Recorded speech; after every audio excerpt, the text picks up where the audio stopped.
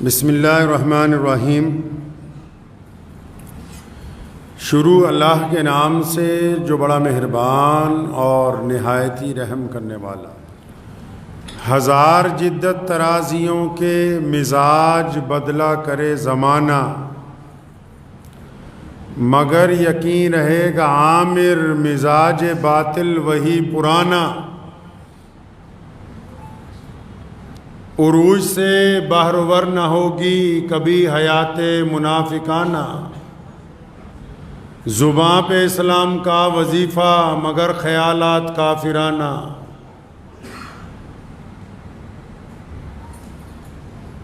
ہماری پستی کی انتہا کیا، ہماری ذلت کا کیا ٹھکانہ، گناہ تو پھر گناہ ٹھہرے عبادتیں بھی مجرمانہ۔ اللہ کے پیارے نبی حضرت محمد رسول اللہ صلی اللہ تعالیٰ علیہ وسلم نے جو خوبصورت دین انسانوں کو عطا فرمایا، اس میں دنیا کے تمام امور کے لیے ایک خوبصورت رہنمائی آپ صلی اللہ علیہ وسلم نے عطا فرمائی۔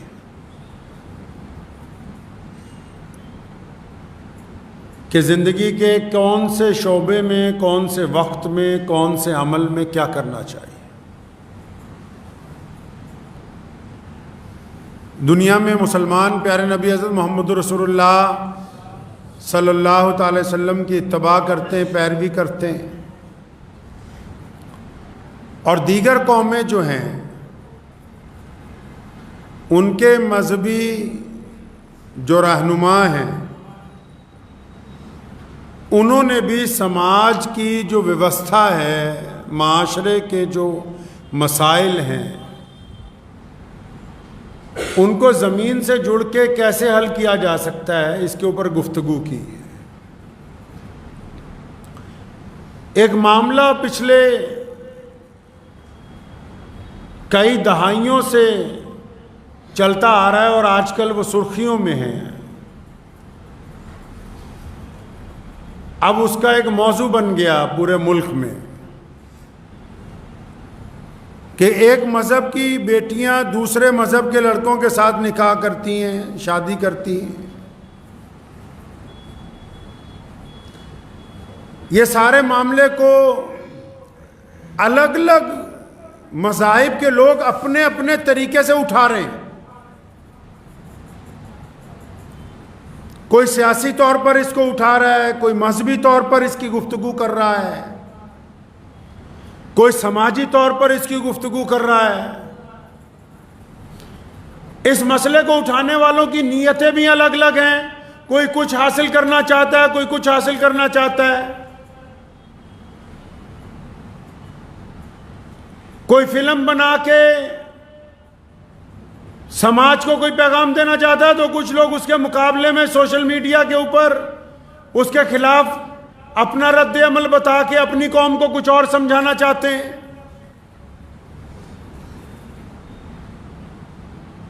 یہ تو نہیں ہو سکتا کہ تالی ایک ہاتھ سے بجتی ہو۔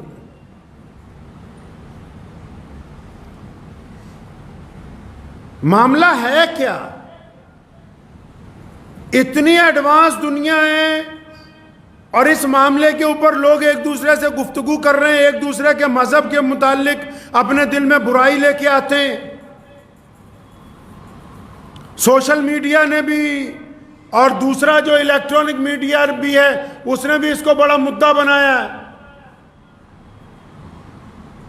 اگر کوئی بات ہے تو مدعا بننا چاہیے، لیکن وہ مدعا شروع کیسے ہوا، اس مدعے کی بنیاد کیا ہے، اس بیماری کی شروعات کہاں سے ہوئی، اس سے تکلیف کیسے ہوئی، یہ اتنا بڑا مدعا بنا کیسے؟ اچھا، جب تک اس کے پیچھے نہیں جائیں گے تو علاج کیسے ہوگا؟ کیسے ممکن ہے؟ اچھا، جن کو یہ تکلیف ہوتی ہے، جن گھروں کی بیٹیاں کسی کے ساتھ چلی جاتی ہیں، آپ ان کا مذہب نہ دیکھیں، ان کے ماں باپ کی تکلیف کو دیکھیں، یا جن بیٹیوں کے ساتھ زیادتی ہو جاتی ہے آپ سب تو جتنے بھی لوگ ہیں، چاہے وہ مسلمان ہو چاہے غیر مسلم ہو، وہ تو اب بیٹی کو مذہب کی اینک لگا کے دیکھتے ہیں نا۔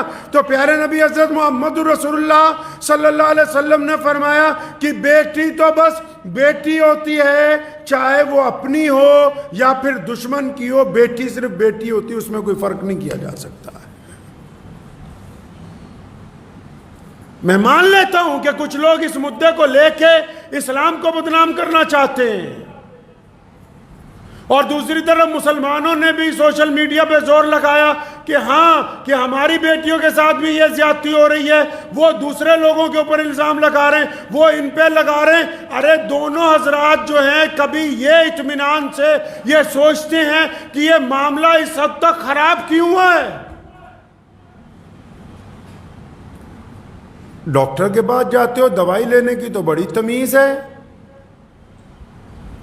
جتنے یہ بڑے بڑے لوگ مدعا اٹھاتے ہیں ان کو دوائی لینے کی بڑی جانچ ہے۔ ڈاکٹر اگر لکھنے لگے پرسکرپشن، کچھ لکھنے لگے، نہیں ڈاکٹر صاحب ٹیسٹ کروا لو،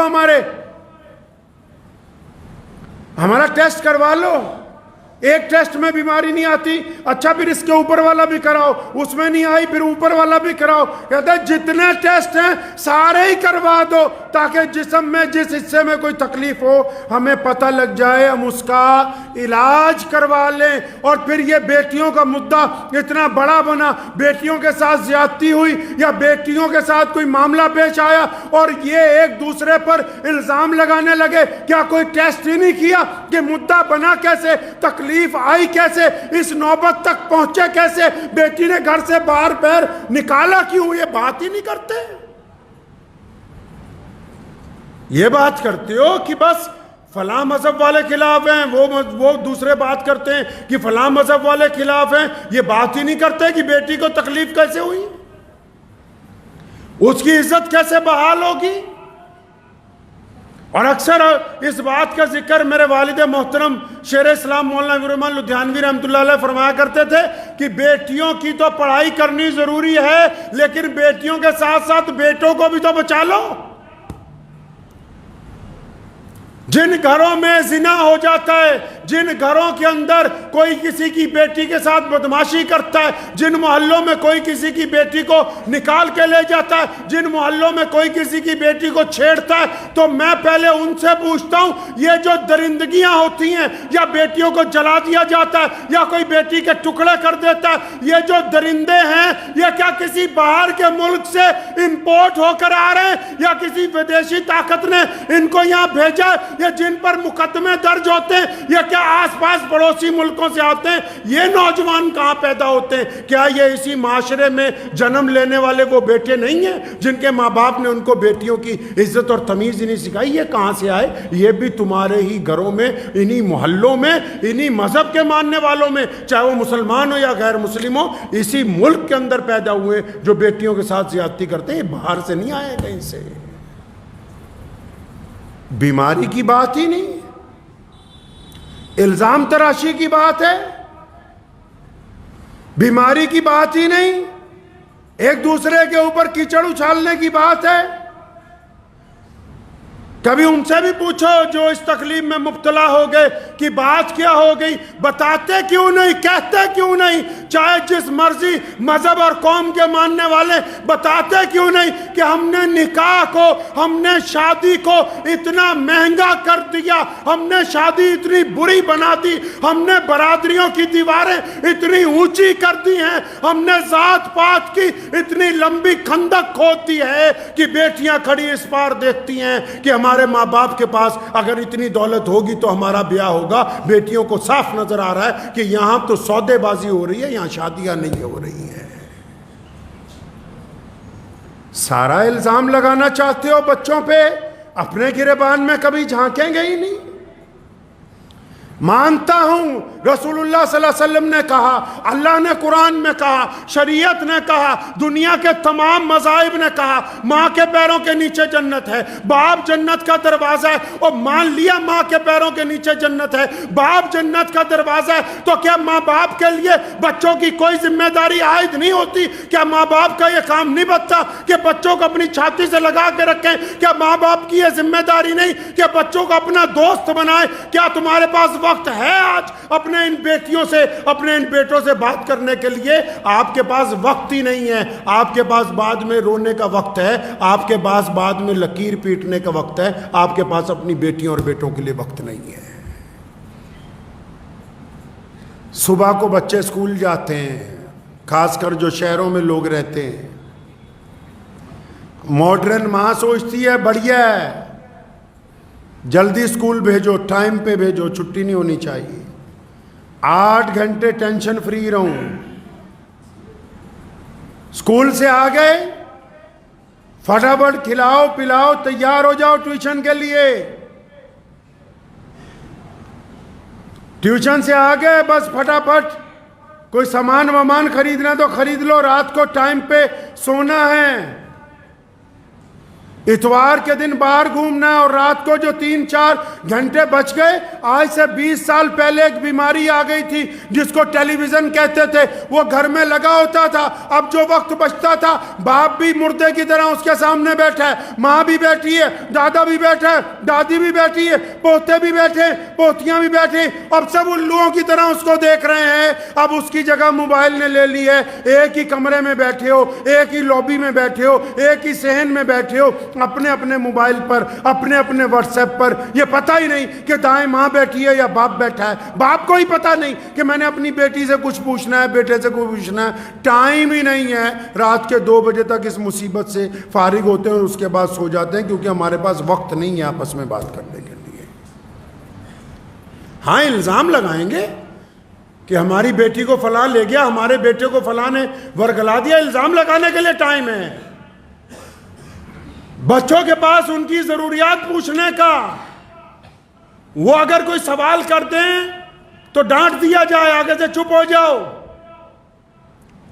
یہ جو معاملہ اس حد تک خراب ہوا، یہ اب چاہے کوئی ہم میں مسلمانوں میں سے ہوں یا غیر مسلموں میں سے ہوں جن کی بیٹیوں کے ساتھ زیادتی ہوئی، یہ اس حد تک تب پہنچا ہے کہ ہم نے سوچا کہ اسکول میں نسل تیار ہوگی۔ اسکول میں نسل نہیں تیار ہوتی، اسکول میں حساب کتاب سکھایا جاتا ہے، اسکول میں پیسے کمانے کا فن سکھایا جاتا ہے۔ نسل تو ماں کی گود کے اندر تیار ہوتی ہے۔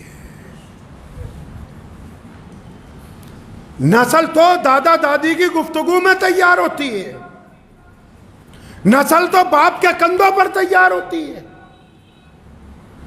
ان کو کس نے بتایا کہ نسل جو ہے کالجوں میں تیار ہوگی؟ نسل تو معاشرے میں، اپنے سماج میں، اپنی برادری کے بڑے لوگوں میں، اپنے معاشرے میں، اپنے مذہبی مقامات پر نسل تیار ہوتی ہے، جس کو یہ سمجھایا جاتا ہے کہ بڑوں کی عزت کیسے ہوگی، چھوٹوں سے محبت کیسے ہوگی، حلال کے پیسے کون سے ہیں، حرام کا پیسہ کون سا ہے، ماں کی عزت کیسے کرنی ہے، بہن کی عزت کیسے کرنی ہے، دوسری کے بیٹی کو آنکھیں جھکا کر کیسے گزرنا دینا ہے۔ نسل تو اس گھر میں تیار ہونی تھی جس گھر میں ملٹی میڈیا موبائل ان کو پکڑا دیا ہے۔ اب تو نسل تیار ہی نہیں ہو رہی، اب تو صرف مشینیں تیار ہو رہی ہیں۔ چمن کے وہ خود پرست مالی جنہیں خزاں راس آ گئی ہو، چمن کے وہ خود پرست مالی جنہیں خزاں راس آ گئی ہو، وہ کیوں کر یہ دعا کریں گے چمن میں فصل بہار آئے، متائے گلشن کچھ ایسی بانٹی میرے وفادار دوستوں نے، نہ ان کے دامن میں پھول پہنچے نہ میرے دامن میں خار آئے۔ کتنے مہینوں سے یہ معاملہ چل رہا ہے، لیکن کسی بھی مذہب کے رہنما میں، چاہے ہم ہوں یا سامنے دوسرے مذہب والے ہوں، انہوں نے اپنے لوگوں کو نہیں سمجھایا کہ ایک دفعہ ہم بھی اپنے گریبان میں جھانکیں، ہم اپنی بیٹے اور بیٹیوں کی تربیت کی طرف توجہ دیں، ہم بیماری کی طرف توجہ دیں۔ ہاں ایک دوسرے پر الزام لگانے میں اس بات کی ہمیں سہولت مل جاتی ہے کہ ہماری قوم والے کہتے ہیں کہ واہ جی یہ تو ہمارا بڑھیا لیڈر ہے، اس نے دوسری قوم والوں کے خلاف بہت اچھا بولا ہے۔ تو بیماری تو وہیں کی وہیں پہلے بیماری کیوں نہیں تھی؟ پہلے یہ بیماری کیوں نہیں تھی؟ اگر کسی کو بھوک لگی ہے کھانا دو گے کہ نہیں دو گے؟ اگر انسان جوان ہو گیا اس کے جسم کی ضروریات ہیں، آپ کو کہتے ہیں بچے کا نکاح کر دو، نہیں پہلے کیریئر بنائیں گے، اب اس کو نکاح کی ضرورت تو بالغ ہونے کے بعد ہے، نہیں ہم تو کیریئر بنائیں گے۔ بناؤ بھائی کیریئر بناؤ، تاکہ اس کا کیریئر بن جائے اور کریکٹر برباد ہو جائے۔ تم 30 سال تک ان کا کیریئر بناؤ اور 30 سال کے دوران یہ اپنا کریکٹر اتنا خراب کر لیں، اپنی زندگی میں اپنے جسم کے ساتھ اتنی بے ایمانیاں کر لیں کہ جب کیریئر کی اونچی کرسی پر پہنچیں تو ان کے پلے کریکٹر بالکل نہیں ہوگا۔ اس کیریئر کا پھر کچھ نہیں ہو سکتا جو تم نے بنا کے دیا ہے ان کو۔ کہا نہیں، سماج کی ویوستھا نہیں کہتی کہ بچے بالغ ہو جائیں تو وقت پہ شادی کر دو۔ اب جو لوگ وقت پہ شادیاں کرنا چاہتے ہیں یا جو لوگ غریب ہیں، میں مذہب کی اینک لگا کے یہ تقریر نہیں کر رہا ہوں، جو لوگ غریب ہیں اپنی بیٹی کی شادی کرنا چاہتے ہیں، لڑکے والوں کے جو بچولے ہیں انہوں نے اتنی لمبی لسٹ سامنے کھڑی کر رکھی ہے۔ اب لڑکی والا غریب سوچتا ہے کہ میں اپنی بیٹی کی شادی کروں گا تو پھر کروں گا کیسے؟ شرم سے حیا نہیں ہے لوگوں کو۔ چلے جائیے آپ، تھوڑا سا باہر نکلیے، جس مرضی لوگوں کے پاس چلے جائیے، شادی کو اپنے خاندان کی عورتوں نے اتنا مشکل بنا دیا، اتنا مشکل بنا دیا، اتنی رسمیں، یہ لے آؤ وہ لے آؤ، یہ لے آؤ وہ لے آؤ، یہ لٹا دو وہ لٹا دو، اتنی رسمیں قائم کر دیں کہ غریب آدمی کا حوصلہ ہی نہیں پڑتا کہ وہ اپنی بیٹی کی شادی کہیں کر دے۔ اتنا مشکل کر دیا سماج نے بیٹیوں کے لیے آگے کی زندگی کو خوشگوار بنانے کا۔ آپ کو پتہ ہے اسلام نے کہا کہ مرد کام کرے عورت گھر میں رہے۔ اسلام میں ہمارے ہے کہ مرد کام کرے عورت گھر پر رہے۔ کیوں؟ آپ نے کیا سوچا عورت کو گھر پہ صرف خالی بٹھانا ہے؟ نہیں، شریعت اسلامیہ کہتی کہ مرد سے بڑی پوسٹ، مرد سے بڑی ذمہ داری، مرد سے بڑا مرتبہ اس عورت کا ہے۔ یہ گھر میں اس لیے ہے کیونکہ اس نے نئی نسل تیار کرنی ہے، کیونکہ اس نے اپنے بیٹے اور بیٹی کو چلنے کا ڈھنگ سکھانا ہے، ان کی آنکھوں میں شرم و حیا ڈالنی ہے، ان کی زبان میں تہذیب ڈالنی ہے، ان کی دل میں امانت داری ڈالنی ہے، ان کی زبان میں حلال اور حرام کی تمیز ڈالنی۔ آپ نے کیا سوچا کہ مرد اگر بازار میں کام کر رہا ہے عورت گھر میں خالی ہے؟ نہیں، اصل کام تو عورت ہی کر رہی ہے، جو نسل میں ایسے لوگوں کا وجود تیار کر رہی ہے جن کی بیٹیاں اور جن کے بیٹے با حیا ہیں، جو دوسرے کی بہن بیٹی کو اپنی بہن بیٹی سمجھ رہے۔ یہ کمال تو صرف عورت نہیں کر کے معاشرے کو دینا تھا، اور کسی کے بس کی بات نہیں ہے۔ ہم نے کیا کیا؟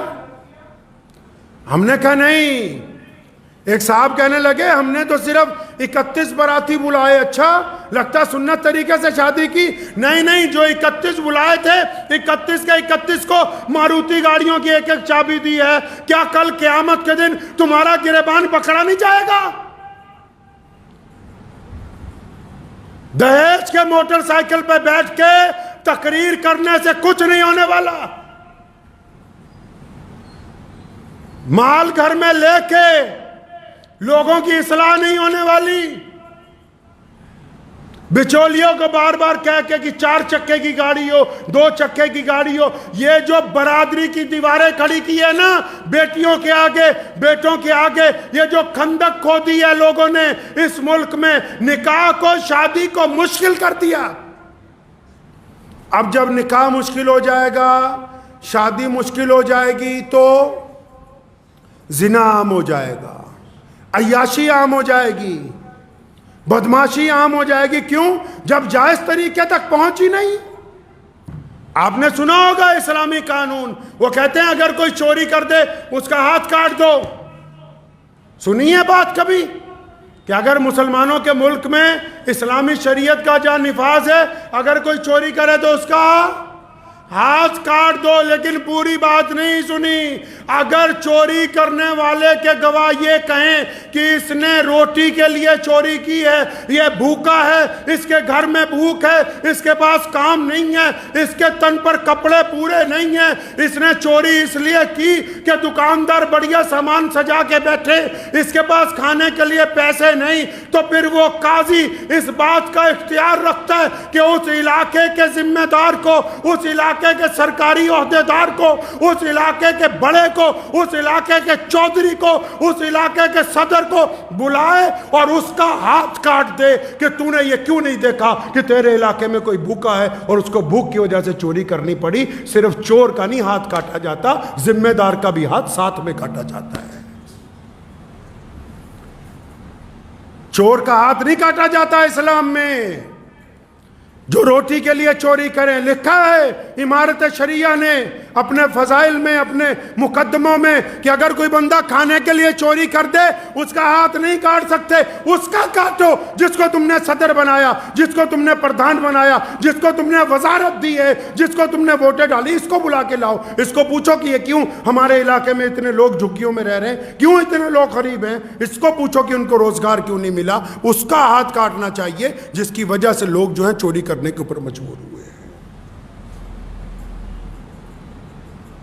مدعا چل رہا ہے، ایک دوسرے پر الزام تراشی چل رہی۔ میرے بھائی اپنا گریبان بھی تو، کسی کے اوپر انگلی اٹھانے سے پہلے سب لوگ اپنا گریبان نہ جھانک لیں۔ ہمارے پاس وقت ہے ہمارے بیٹوں کے لیے، ہماری بیٹیوں کے لیے۔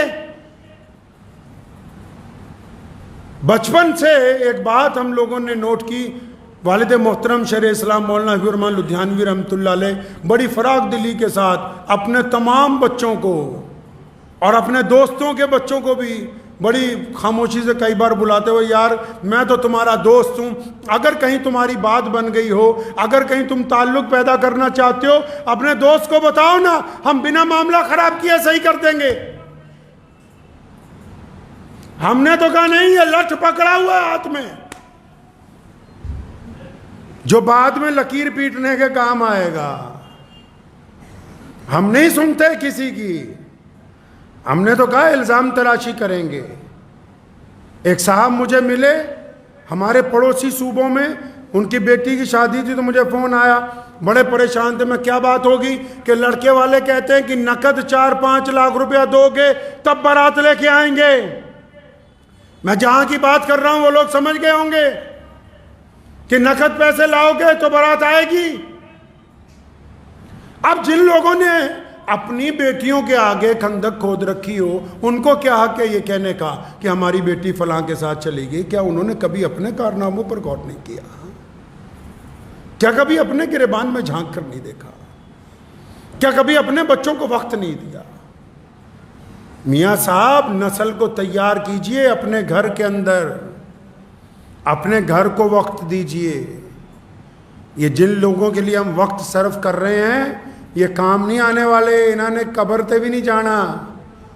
آپ کے مرنے کے بعد نا جن لوگوں کے لیے وقت لگاتے ہو نا، انہوں نے قبر پہ بھی نہیں جانا آپ کی۔ کون جائے گا قبر پہ؟ کون جائے گا آپ کی قبر پہ؟ آپ کا بیٹا، آپ کی بیٹی، آپ کا بھائی، اور کس نے جانا ہے؟ کوئی گیا ہے کبھی؟ آپ بتاؤ چھاتی پہ ہاتھ رکھ کے، کیا کبھی اپنے کسی بچپن کی یار کے دوست کی قبر پہ گئے؟ کیا جن سے کاروبار کا کروڑوں روپے کا لین دین تھا وہ مر گئے، کبھی ان کی قبر پہ گئے؟ کیا جن کے ساتھ محلے داری میں صبح شام باہر چائے کی دکان پر چسکیاں لیتے تھے، کیا کبھی ان کی قبر پہ گئے؟ کس آئینے کے ساتھ معاشرے کو دیکھ رہے ہو؟ پیارے نبی حضرت محمد رسول اللہ نے یہ اتنا بڑا دین کائنات کو دیا، آج اسلام دنیا کا سب سے بڑا مذہب ہے۔ کیوں؟ اس لیے نہیں کہ ہم نے دنیا پر راج کیا، اس لیے کیونکہ ہم نے، اسلام نے سماجک ویوستھا کو، بچوں کو یہ سکھایا کہ ماں باپ کے ساتھ احترام سے رہنا ہے، ماں باپ کو سکھایا کہ بچوں کو اپنی چھاتی سے لگا کے رکھنا ہے، بھائیوں کو سکھایا کہ بھائیوں کا وفادار رہنا ہے، پڑوسی کو سکھایا کہ بھائی سے، پڑوسی کو سکھایا کہ پڑوسی سے بھائی بن کر رہنا ہے۔ اسلام نے سماجک ویوستھا کو مضبوط کیا، اس لیے اسلام پوری دنیا کے اندر مقبول ہوا ہے۔ تو اس لیے کسی اور پر تنقید کرنے سے پیشتر ایک دفعہ اپنا گریبان بھی، صرف مسلمانوں کو نہیں کہہ رہا ہوں، سبھی کو کہہ رہا ہوں، ہم اس ملک میں رہتے ہیں، چاہے الگ الگ مذہبوں کے ماننے والے ہوں، الگ الگ سماج اور برادریوں کے لوگ ہوں، لیکن جب کرونا آیا تو گھروں میں تو سب کو ہی بند ہونا پڑا۔ جب وبا پھیل گئی تو دروازے تو سب کے ہی بند ہو گئے۔ سیلاب آتا ہے تو پانی تو ہر ایک گھر میں جاتا ہے، قحط پڑتا ہے تو مصیبت تو سب پہ ہی آتی۔ تو اگر یہ بیماری ہے، اس کو بیماری کو تسلیم کر لیں کہ ہاں یہ تکلیف ہے، تو پھر بیٹیوں کے ساتھ ساتھ پہلے اب بیٹوں کو بھی بچا لیا جائے، بیٹیوں کو پڑھانے کے ساتھ ساتھ بیٹوں کو بھی عقل سکھا دی جائے، ان کو بھی کہیں کہ قرآن پاک نے جہاں یہ کہا کہ عورت پردہ کر لے، اس سے پہلے یہ کہا کہ مرد اپنی آنکھیں نیچی کر لیں۔ آپ کو یہ اختیار نہیں دیا گیا کہ آپ کسی کی بیٹی کے اوپر زنا کی نگاہ ڈالیں، اسلام نے آپ کو یہ اختیار نہیں دیا۔ تکلیف ہے تو تکلیف کو مانیے، لیکن تکلیف کے بعد دوسرے پہ الزام لگانے کی بجائے تکلیف کے علاج کی بات کیجیے۔ واپس اپنے گھر کی طرف پلٹیے، اپنی طرف آئیے۔ سب پتہ ہے گھر میں بچے کا جب مزاج بدلتا ہے، بیٹی کا جب مزاج بدلنا شروع ہوتا ہے، ماں کو پتہ لگ جاتا ہے۔ کون کہتا ہے؟ ہمارے پاس بہت سارے مقدمات آتے ہیں، کون کہتا ہے کہ پتہ نہیں لگتا؟ ماں کو ایک دن میں پتہ لگ جاتا ہے کہ بیٹے کا کیا مزاج بدل گیا، بیٹی کا کیا مزاج بدل گیا۔ پھر بھی اگر اولاد کی کوتاہیوں پہ آپ پردہ ڈال کے آنکھیں بند کرنا چاہتے ہیں تو پھر آمنے سامنے ایک دوسری قوموں کو قصوروار مت ٹھہرائیے، پھر تو قصور بندے کا اپنا ہی ہے۔ تو امید ہے کہ انشاءاللہ تعالی ہم لوگ اور باقی لوگ بھی جو اس ملک میں الگ الگ طریقے سے رہتے ہیں، ایک دفعہ ہم اپنے بیٹوں کی طرف، اپنی بیٹیوں کی طرف محبت کی نگاہ سے، دنیا میں طاقت سے کچھ نہیں جیتا جا سکتا، پیار کے ساتھ تمام مسائل کا حل کیا جا سکتا ہے۔ تو ایک دفعہ پھر ہم لوگ اپنے گھر کی طرف متوجہ ہوں، بیماری ہے یا نہیں ہے، ہمیں اپنا شیڈیول جو ہمارا سارا دن کا طریقہ ہے اس کو پہلے چیک کرنا ہے۔ کتنے گھنٹے ہم اپنے بچوں کے لیے دے رہے ہیں، کتنی دفعہ ہم ان سے گفتگو کرتے ہیں، کتنی دفعہ ہم ان کے مسائل کو دیکھتے ہیں، کتنا ہم ان کو سمجھتے ہیں۔ صرف محبت ہونا کافی نہیں ہے، اولاد سے محبت کے تقاضوں کو پورا کرنا بھی نہایت ضروری ہے۔ دعا کیجئے کہ اللہ تعالیٰ مجھے بھی اور آپ سب کو اس پہ عمل کی توفیق عطا فرمائے۔ وآخر دعوانا ان الحمد للہ رب العالمین۔